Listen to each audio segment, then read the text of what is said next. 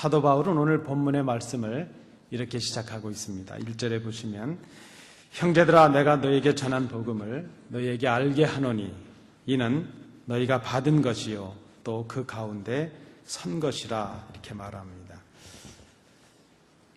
고린도 교인들에게 지금 이 말씀을 받고 있는 고린도 교인들에게 이 복음은 전혀 새로운 것이 아닙니다. 이미 전에 받은 것이라 하는 것이죠. 이미 그들은 사도 바울을 통해서 이 복음을 받았고 그 복음 위에 그 기초 위에 그들의 믿음을 세웠습니다. 고린도 교회가 이미 이 복음의 기초 위에 서 있습니다. 그런데 오늘 본문에 사도 바울은 이 고린도 교회에 복음을 다시 전하고 있습니다. 여기 알게 한다 하는 이 말은 깨닫게 한다, 다시 깨닫게 한다, 다시 되새기게 한다 하는 그런 뜻이 있습니다. 이미 받았고 이미 그 복음의 기초 위에 믿음을 세웠고 교회를 세우고 있는 교회, 그 성도들을 향해서 왜 사도 바울이 이 복음을 다시 전하고 있는가 하는 것이죠. 왜 다시 알게 하고 다시 깨닫게 하려고 하는가? 우리는 그 이유를 2절에서 찾을 수 있습니다. 지금 사도 바울이 이 복음을 고린도 교회를 향해서 다시 전하고자 하는 그 이유가 무엇인가 하면 사도 바울이 전한 그 복음을 지금 고린도 교회 성도들이 굳게 지키지 아니하기 때문입니다. 고린도 교회에 있는 성도들이 지금 이미 전한 그 복음을, 사도 바울을 통해 받은 그 복음을 헛되게 믿고 있기 때문입니다. 이게 헛되이 믿는다 하는 이 말은 경솔하게 혹은 부주의하게 분별 없이 그런 의미가 있습니다. 복음을 믿고 있는데 굳세게 지키지도 못하고 옳은 것인지 아닌지 분별하지도 못하고 주의하지 못하고 경솔하게 지금 믿고 있다는 것이죠. 그로 말미암아서 그들이 구원에서 떨어질 위기를 당하고 있다는 것입니다. 그래서 지금 사도 바울이 이 복음을 다시 전하고 있습니다. 그러면 고린도교의 성도들이 복음을 굳게 지키지 못하고 또 분별해서 잘 믿지 못했다는 그 내용, 그 의미가 무엇일까? 여러분 12절을 한번 보시겠습니다. 12절 말씀해 보시면 그리스도께서 죽은 자 가운데서 다시 살아나셨다 전파되었거늘 너희 중에서 어떤 사람들은 어찌하여 죽은 자 가운데서 부활이 없다 하느냐, 이런 말씀이 있습니다.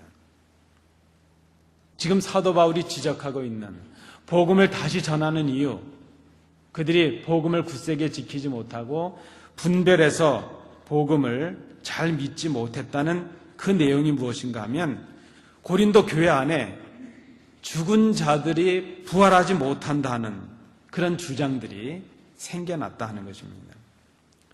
왜 이렇게 되었을까 하는 것을 우리가 좀 생각해 볼 필요가 있습니다.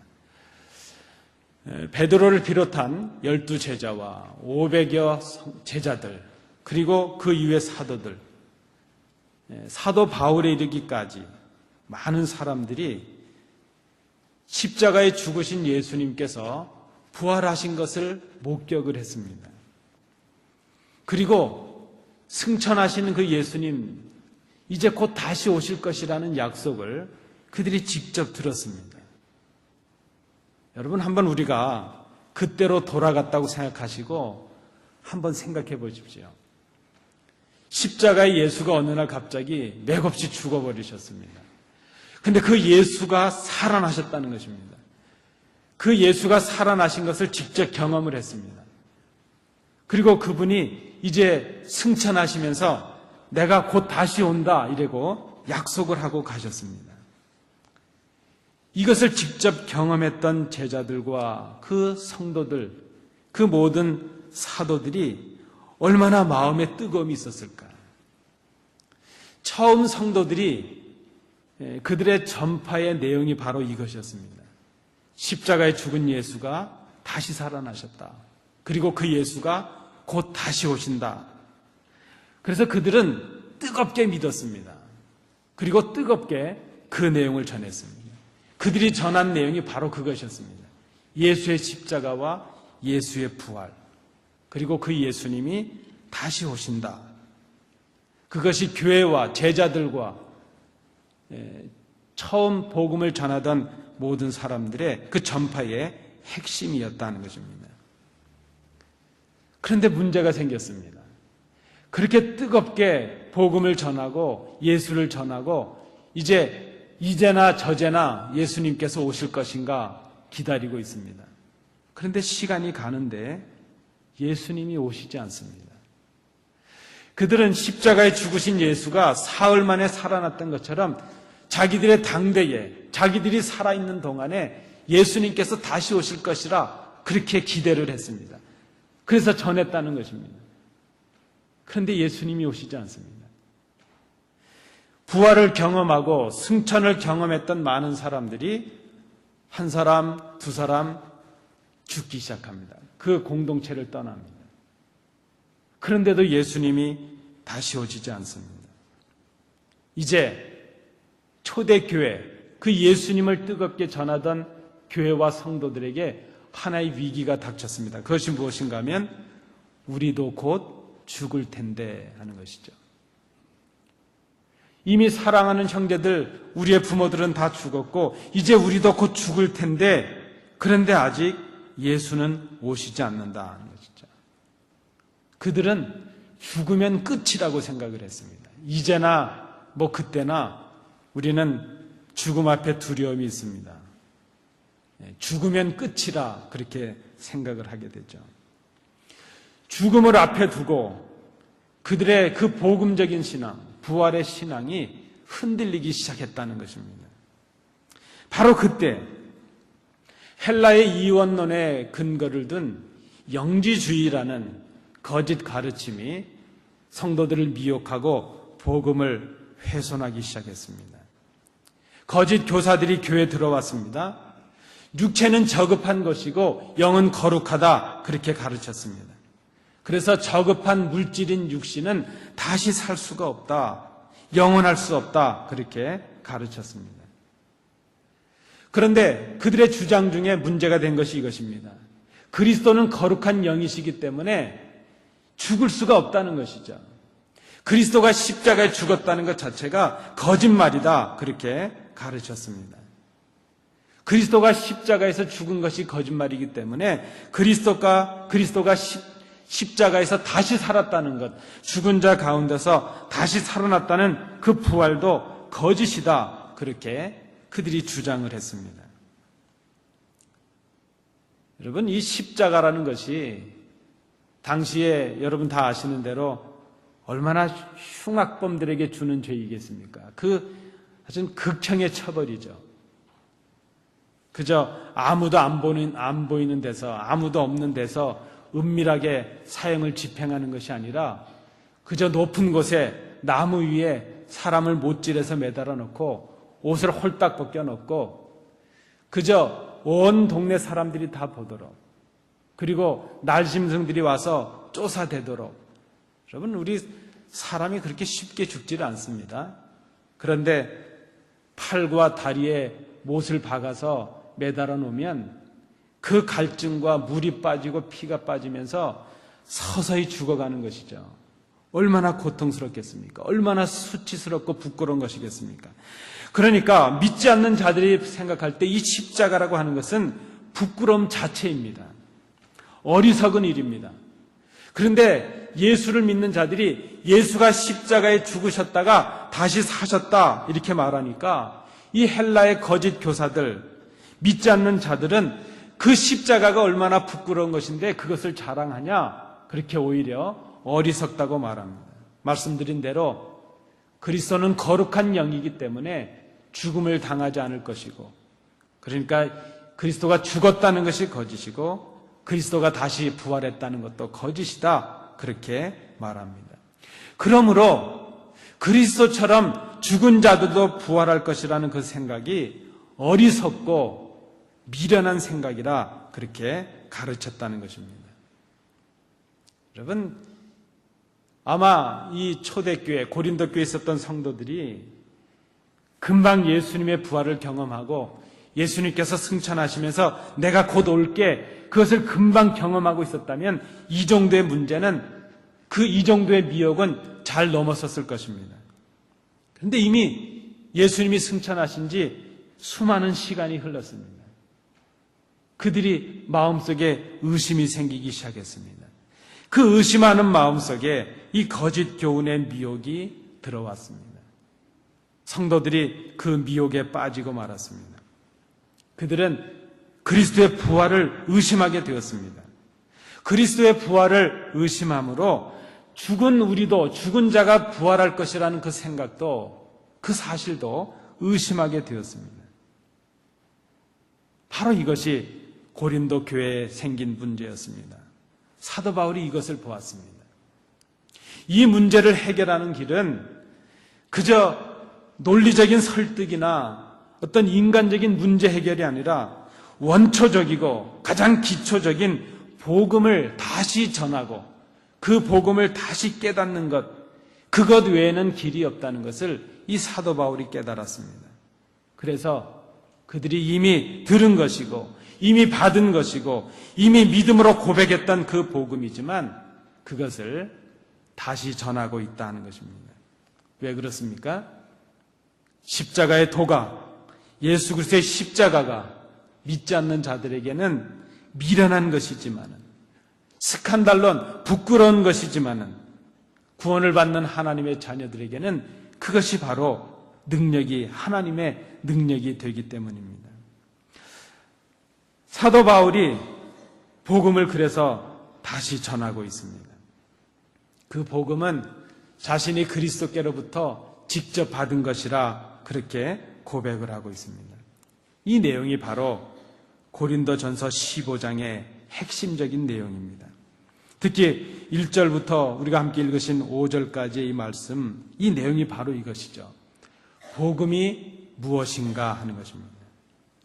우리의 신앙의, 우리 믿음의 가장 기초적이고 가장 핵심이 될 수 있는 복음이 무엇인가, 그 내용이 오늘 본문 1절부터 5절에 나타나고 있습니다. 복음을 바로 알고 복음을 바로 깨닫고 그 복음을 굳게 지키고 분별해서 믿는 것이 구원에 이를 수 있는 가장 바른 길이기 때문에 이 말씀을 다시 전하고 있습니다. 여러분, 오늘 우리가 이 말씀을 통해서 복음이 무엇인가 하는 것을 다시 한번 생각해 봅니다.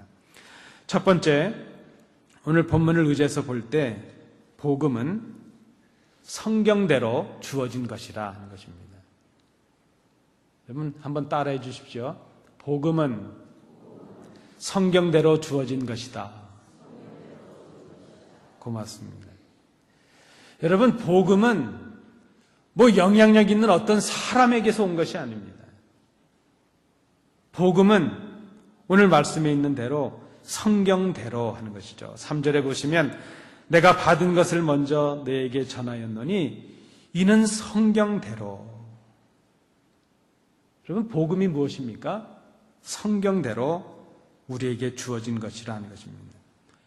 복음은 성경대로 그리스도께서 우리 죄를 위하여 죽으시고 장사 지낸 바 되었다가 사흘 만에 다시 살아나셨다.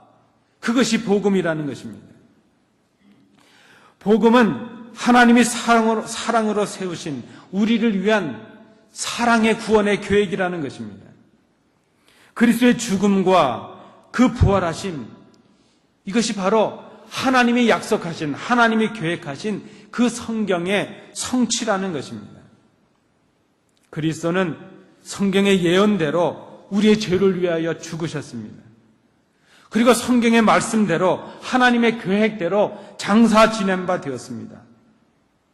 그리고 성경대로 사흘 만에 다시 살아나셨습니다. 그리스도께서 죽으셨다는 것, 그리스도께서 다시 살아나셨다는 것, 그것이 어쩌다가 된 일이 아니라는 것입니다.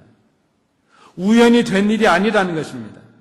그것은 하나님께서 계획하신 영원한 목적이었다는 것입니다. 이 세상을 사랑하사, 우리 인생을 사랑하사 구원하시려 세우신 하나님의 영원한 계획이요, 영원한 목적이었다는 것입니다. 그 계획이 이루어지기 위해서 예수께서, 그리스도께서 십자가에서 죽으셨고 장사 지낸 바 되셨고 다시 살아나셨다는 것입니다. 그것이 바로 복음이라는 것입니다. 여러분, 우리의 삶이 우연히 되는 것이 없습니다. 저절로 되는 것도 없습니다. 저는 어릴 때 저희가 이 삼형제가 막 어지러눕히고 자면 아침에 일어나면 집이 깨끗해집니다. 정리정돈이 잘 되어 있는 것이죠. 그래서 저는 그렇게 생각했습니다. 밤 지나고 나면 이렇게 되나 보다, 저절로. 이렇게 생각을 했습니다. 제가 한국에 있을 때, 또 캘리포니아에 있을 때도 이 젊은 결혼을 앞둔 이 신랑 신부들 예비 공부를 한 6주, 5주 이렇게 시키는 적이 있는데, 그때 제가 신부에게 그 농담 삼아 이렇게 얘기합니다. 결혼이 뭔 줄 아느냐? 결혼은 밥 먹고 나면 설거지가 쌓인다는 현실을 깨닫는 것이 결혼이다. 그렇게 가르칩니다. 시집 가기 전에는 그걸 몰랐죠. 그저 밥 먹고 자기만 쓱 나오면 되고 잠자도 이부자리 그대로 토끼굴처럼 남겨놓고 나와도 되는 것이 결혼 전이었죠. 그러나 결혼하고 나면 다 뒷선이 가는 것이죠. 우리가 저절로 됐다고 생각하고 그저 시간이 지나가니까 됐다고 생각하지만 사실은 그런 일이 되기 위해서 누군가의 희생이 있었고 누군가의 수고가 있었던 것 아니겠습니까? 세상에 우연인 것이 어디 있겠습니까? 이 모든 것이 다 하나님의 계획 속에 이루어지고 있습니다. 오늘 우리가 이 자리에 있을 수 있다는 것도 하나님의 영원하신 계획 속에 있습니다. 하나님의 인도하심 속에 있습니다. 복음은 성경대로 우리에게 주어진 것입니다. 복음적 설교라는 것이 무엇입니까? 성경을 전하는 것, 성경대로 전하는 설교, 그것이 복음적 설교입니다. 복음적 믿음이라는 것이 무엇입니까? 성경대로, 말씀대로 믿는 믿음, 그것이 복음적 믿음입니다. 복음적 교회라는 것이 어떤 교회겠습니까? 하나님의 말씀을 준행하고 그 말씀을 증거하는 교회, 그런 교회가 바로 복음적 교회라 말할 수 있습니다. 거짓 교사들이 교회를 미혹했습니다. 어떻게 메시아이신 영이신 그리스도가 죽을 수 있겠느냐? 의심을 퍼뜨렸습니다. 그렇게 죽은 그리스도는 메시아가 아닐 것이다. 다시 살 수도 없다. 그렇게 주장을 했습니다. 그런데 오늘 성경은 우리에게 말씀합니다.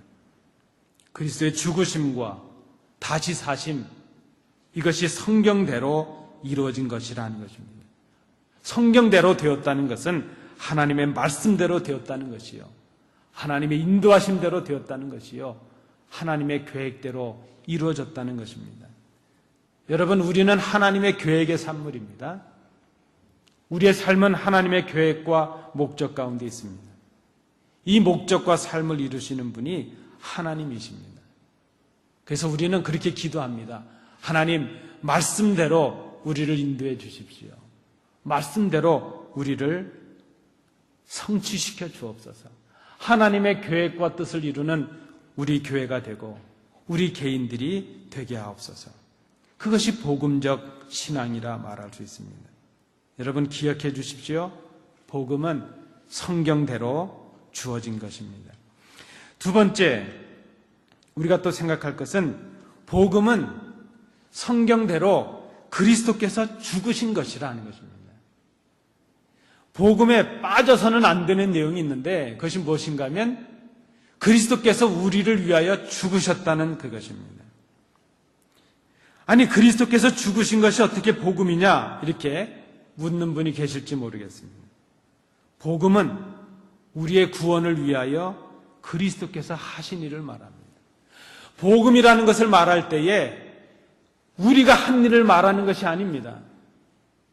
우리가 복음을 말하고 구원을 말할 때 우리의 자격을 말하고 우리의 공로를 말하는 것, 그것은 복음이 아닙니다. 우리는 가끔 착각을 합니다. 우리는 구원을 위해서 내가 자격을 갖추었고 내가 수고를 했다, 그렇게 생각을 할 때가 있습니다. 여러분, 그것은 복음이 아닙니다. 복음은 그리스도께서 우리를 위하여 하신 일이 복음입니다. 그리스도께서 우리를 위하여 죽으신 것, 그것이 복음입니다. 우리가 죄인이었을 때에 우리는 하나님의 진노 아래 있었습니다. 그리고 그 하나님의 진노는 우리가, 죄인된 우리가 죽는 것을 의미했습니다. 그때 아직 우리가 죄인이었을 때에 그리스도께서 우리를 위하여 죽으셨습니다. 우리 죄를 위해서 죽으셨다는 것은 우리 죄를 대신해서 죽으셨다는 그런 의미입니다. 그 예수 그리스도의 보혈의 공로로 우리는 하나님의 진노하심에서 구원을 받게 되었습니다. 죽어야 될 우리 대신에, 우리가 죽어야 되는데 우리 대신 그리스도께서 죽으셨습니다. 우리가 치러야 될 죄값을 주님께서 대신 치르셨습니다. 당신의 목숨으로 대신 치르셨습니다. 그것이 바로 복음이라는 것입니다. 그리스도께서 나를 대신해서 죽으셨다. 그것이 복음입니다. 여러분, 복음 중에 복음이 무엇이겠습니까? 죽을 사람이 살게 되었다는 것. 그것만큼 복된 소식이 없을 것입니다. 그리스도께서 우리를 위해 죽으신 것, 그것이 복음입니다. 값을 대신 치르셨다는 것입니다. 그래서 우리는 그것을 은혜라고 고백합니다. 여러분, 이 자리에 계신 성도님들 중에 우리가 지은 죄값을 우리 스스로 해결하신 분들은 아무도 안 계십니다. 저희 어릴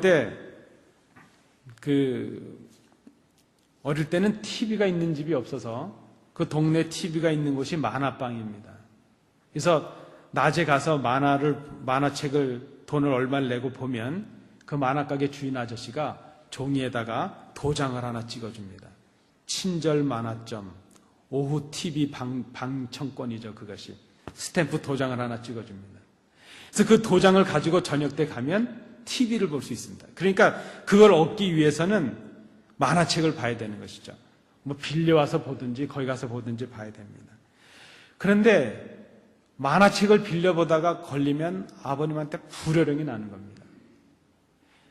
TV는 봐야 되겠고, 그러니까 만화책을 빌려서 몰래 숨겨놨는데 제 동생이 만화책을 숨겼는데 얼마나 잘 숨겼는지 찾지를 못하는 겁니다, 본인도. 그래서 갖다 이제 줘야 될 대여의 기간이 끝났으니까 날짜는 지났는데 그것을 갖다 주지 못하는 것이죠. 그러다 보니까 우리가 이제 만화가게에 들리지도 못하고 그 아저씨를 만날까봐 피해 다니는 겁니다. 그런데 하루는 잘 피한다고 피했는데 골목에서 아저씨를 딱 만났습니다. 그 아저씨가 저희들 딱 잡고 하시는 말씀이 벌금을 내놓든지 아니면 너희 경찰서에 다 갈 텐데 이제 어떻게 할 거냐 막 그럽니다. 그래서 어쩔 수 없이 혼날 생각을 하고 이제 아버님께 말씀을 드렸죠. 한번 혼나고 아버님이 저희 손을 이끌고 만화가게 가셔서 여차저차 했는데 얼마 값을 주면 되느냐. 그래서 아버님께서 그 책값을 물어주셨습니다. 자, 아버님께서 제 그 만화 책값을 대신 내주셨으면 저는 다시 만화가게를 갈 수 있을까요? 없을까요? 한번 제가 그 죄를 지었으니까 못 가느냐? 그게 아닙니다. 오히려 그 아저씨께서 만화책을 안 봤는데도 며칠 동안 올 수 있는 스탬프 그 방영권 도장을 몇 장 더 주시더라고요. 앞으로도 가게 오라고 그렇게 하면서 오히려 격려를 해주셨던 걸 봅니다. 아버님께서 값을 대신 치러주시니까 저는 더 이상 제 값을 치를 필요가 없다는 것입니다. 그것이 바로 대속이라는 것입니다. 죄는 우리가 지었는데 그리스도께서 우리 죄 대신해서 죽으셨습니다. 우리의 죄를 대속해 주셨습니다. 그것이 바로 복음이라 하는 것입니다. 그리스도께서 죽으심으로 우리가 대신 살았습니다. 그래서 우리는 그것을 복된 소식이요 복음이라 말할 수 있습니다. 세 번째, 복음은 성경대로 그리스도께서 다시 사신 것이라 하는 것입니다. 여러분, 무엇이 복음입니까? 그리스도가 죽으셨다는 것이 복음이요, 그리스도가 다시 사셨다는 것, 그것이 복음이라는 것입니다. 죽어서 장사 지난 바 되셨던 그리스도께서 성경에서 예언하신 대로 사흘 만에 다시 살아나셨습니다. 여러분, 고난이 의미가 중요하다면 부활은 사실이 중요한 것이죠. 그리스도께서 장사되었다는 것이 성경에 기록된 것은, 그 장사하는 내용들을 자세하게 기록하고 있는 것은 그리스도께서 죽으셨다는 것을 사실로 증거하고 있는 것입니다. 그리고 부활하신 그리스도를 많은 사람들이 목격했다는 것은 바로 그리스도께서 부활하신 것이 사실이었다는 것을 증거하고 있는 것입니다. 그리스도는 베드로를 비롯한 12제자와 그 많은 사람들에게 부활하신 모습을 보여주셨습니다. 부활이 사실이었다는 것이죠. 부활이 사실이었다는 것은 그리스도께서 죽으신 것도 사실이라는 것입니다. 그리스도께서 죽으심으로 죄인인 우리가 의롭게 되었습니다. 이제 의롭게 된 우리가 그리스도의 부활하심으로 말미암아 그리스도께서 살아나신 것처럼 우리도 그리스도처럼 다시 살아나는 사람들이 되었다는 것입니다. 그것이 복음이라는 것입니다. 그리스도께서 죽은 자 가운데서 다시 살아나셔서 잠자는 자들의 첫 열매가 되셨습니다. 그렇게 죽었다가 살아나는 사람의 첫 사람이 되셨다는 그런 의미의 말씀입니다. 이것이 복음입니다. 여러분, 우리는 죽습니다. 우리가 살아있는 동안 주님께서 다시 오실 수도 있지만 우리가 그 오시는 주님을 만나지 못하고 이 땅을 떠날 수도 있습니다. 이 땅에 살아서 주님을 맞이하건 죽어서 맞이하건 다를 바가 전혀 없습니다. 우리는 이 땅에서 죽을지라도 부활하신 주님처럼 그 모습처럼 다시 부활하게 될 것을 믿습니다. 그것이 바로 복음이라는 것입니다. 여러분, 복음이 무엇입니까? 부활하신 그리스도처럼 우리도 다시 산다는 것. 그것이 바로 복음이라는 것입니다. 그러면 우리가 다시 이 고린도 교회 상황으로 돌아가서 이 성도들의 입장을 살펴봐야 될 것입니다. 왜 고린도 교회 성도들이 죽은 자가 부활할 것을 믿지 못했는가 하는 것이죠. 이미 받았던 복음의 내용이 그리스도께서 죽으신 것이요, 그리스도께서 부활하신 것이요, 우리도 그리스도처럼 다시 살 것이라는 것이 복음의 내용이었는데 왜 이미 그들이 복음을 받았음에도 불구하고 죽은 자가 부활할 것이라는 것을 믿지 못했는가 하는 것입니다. 왜 그렇습니까? 그리스도께서 곧 다시 오신다는 것을 의심했기 때문입니다. 여러분, 우리가 예수를 믿고 있습니다.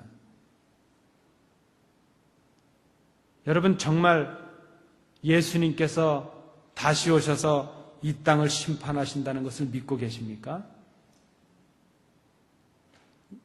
우리가 그저 이 세상 살다가 죽으면 이 세상이 끝이라고 생각하십니까?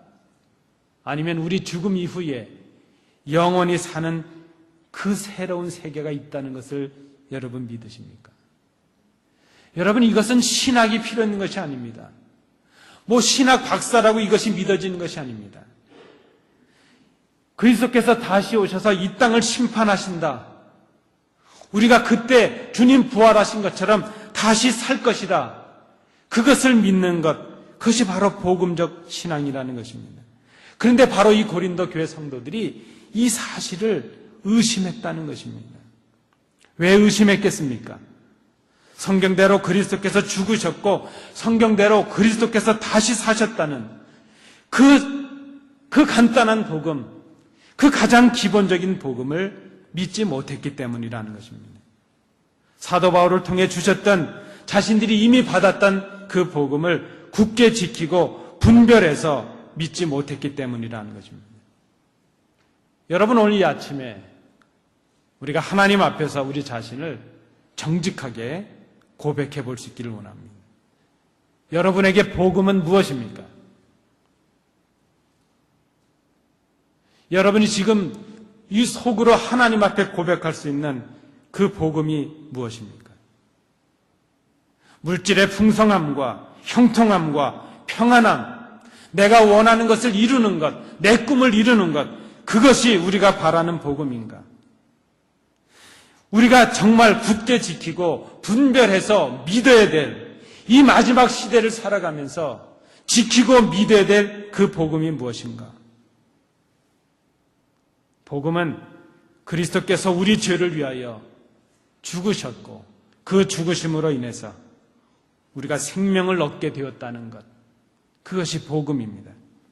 복음은 그리스도께서 우리를 위하여 다시 사셨고 그 사심으로 인해서 우리도 그리스도와 함께 다시 산다는 것, 그것이 복음입니다. 이 구원의 계획이, 이 복음이 바로 우리를 향하신 하나님의 사랑이요 하나님의 계획임을 믿는 것, 그것이 복음이라는 것입니다. 여러분, 그래서 믿는 자에게, 믿는 우리에게 복음은 새로운 것이 아닙니다. 복음은 새로운 것은 아니지만, 이미 받아들인 것이지만, 이미 우리가 알고 있는 것이지만, 날마다 이미 알고 있는 그 복음을 다시 깨닫고 다시 받아들이고 다시 믿는 자들을 새롭게 합니다. 복음은 새로운 것이 아니지만 그 복음이 우리를 새롭게 합니다. 복음으로 자신을 변화시키지 못하는 사람들은 자꾸 새로운 무엇인가를 요구하고 구하는 그런 경향들이 있습니다. 자신을 변화시키지 못하고 오히려 다른 사람들과 자신의 환경과 주의를 변화시키려고 합니다. 여러분, 다음 주가 종교개혁 기념주일이죠. 진정한 개혁이 무엇이겠습니까? 개혁은 우리 삶의 환경을 바꾸고 다른 사람을 바꾸는 것이 개혁이 아닙니다. 개혁이 무엇입니까? 복음으로 자신을 복음에 합당한 사람으로 변화시키는 것, 그것이 진정한 개혁이 된다는 것입니다. 새로운 복음을 구할 것이 아닙니다. 이미 우리에게 주신 복음, 이미 주신 은혜, 이미 받은 복음을 새롭게 깨닫고 새롭게 알고 그 복음으로 우리를 새롭게 하는 것, 그것이 이 시대에 우리에게 필요한 신앙이라 말할 수 있습니다. 여러분, 오늘 본문을 기억하시면서 말씀을 맺도록 하겠습니다. 복음은 하나님의 사랑입니다. 복음은 그리스도의 죽으심입니다. 복음은 그리스도의 다시 사심입니다. 이 복음을 통해서 죄인인 우리가 의인이 되었습니다. 영 죽을 수밖에 없었던 우리가 영원히 사는 존재가 되었습니다. 이 구원의 감격을 가지고 다시 오실 주님을 기다리는 성도들이 우리가 되었습니다. 그것이 우리의 소망입니다. 주님 다시 오시는 그때, 주님이 우리를 불러주실 그때 우리의 몸이 썩지 아니할 신령한 몸으로 변화하게 될 것을 우리는 소망 중에 바라봅니다. 주님께서 오시는 그날 사망이 이김의 삼킨바 되리라 하셨던 그 말씀이 성취되는 그 사건을 우리가 보게 될 것입니다. 오늘 비록 우리가 고난과 역경의 삶을 살아간다 할지라도 예수 그리스도를 통해서 우리에게 이김을 주시는 그 하나님께 감사할 수 있는 소망의 근거가 바로 이 복음에 있습니다. 비록 우리가 이 땅에서 죽음을 맛본다 할지라도 우리가 그 죽음 앞에 당당히 죽을 수 있고 잘 죽을 수 있는 근거가 바로 이 복음 속에 있습니다. 이 복음을 굳게 지키고 분별하여 헛되지 않게 하는 믿음이 우리에게 필요합니다. 이 믿음을 가져야 오늘을 인내하고 내일을 소망하며 흔들리지 아니하고 주의 일에 더욱 힘쓰는 사람들이 될 수 있기 때문입니다. 여러분, 스스로 이 질문을 해보시기 바랍니다. 예수 그리스도께서 내 죄를 위해서 죽으셨음을 나는 지금 믿고 있는가? 예수 그리스도께서 나의 죄를 위해서 다시 사셨다는 것을 내가 지금 믿고 있는가? 그리고 그리스도께서 곧 다시 오신다는 것을 내가 지금 믿고 있는가? 그리스도처럼 우리도 다시 살 것을 믿고 있는가? 이 모든 것이 나를 향한 하나님의 사랑의 계획임을 내가 지금 믿고 있는가? 우리가 알고 우리가 깨닫고 우리가 되새겨야 할 복음, 그것은 새로운 것이 아닙니다. 이미 받은 것이요 이미 알고 있는 것입니다. 우리가 오늘 이 아침에 이 복음을 다시 들어야 될 이유가 바로 여기에 있습니다. 다시 듣는 복음, 그 복음으로 인하여 우리 자신을 새롭게 하시는 복된 성도들 되시기 바랍니다. 기도합니다. 은혜로우신 아버지 하나님, 이미 주신 것이 복음임을 깨닫습니다. 이미 주신 것이 영생이요, 이미 주신 것이 부활임을 깨닫습니다. 그 복음으로 우리를 날마다 새롭게 하여 이제 다시 오실 주님을 소망 중에 기다리는 복음적인 신앙인, 복음적인 교회가 되도록 인도해 주옵소서. 예수님 이름으로 기도하옵나이다. 아멘.